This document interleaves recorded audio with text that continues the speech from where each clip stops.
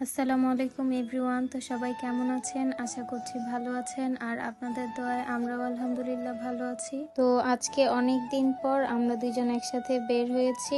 আমরা যাচ্ছি দিয়াবাড়িতে হাঁসের মাংস খেতে। অনেকদিন যাবত আমাদের হাঁসের মাংস খেতে ইচ্ছে করছিল, আর আমাদের বাসার কাছাকাছি দিয়াবাড়িটাই পড়ে, এজন্য আমরা যাচ্ছিলাম দিয়াবাড়িতে একটু হাঁসের মাংস খাবো।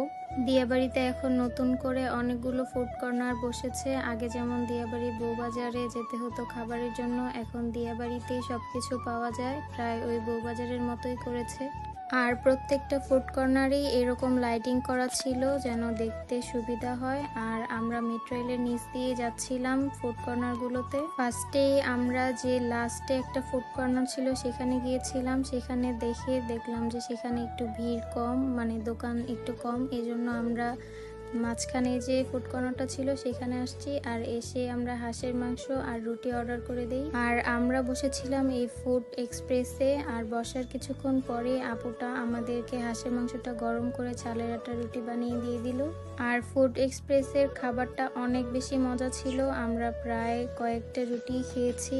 দুইজন মিলে অনেক দিন পর হাঁসের মাংস পেয়ে, আর বলতে গেলে মজার হাঁসের মাংস পেয়ে অনেক মজা করে খাচ্ছিলাম। বাসায় তো তেমন সচরাচর হাঁসের মাংসটা খাওয়া হয় না, তাই মজা করে দুজন খাচ্ছিলাম। আর খাওয়ার কিছুক্ষণ পরেই দেখি এই ফুড কর্নার এক সাইডে আমার একটা মামাও একটা দোকান দিয়েছে।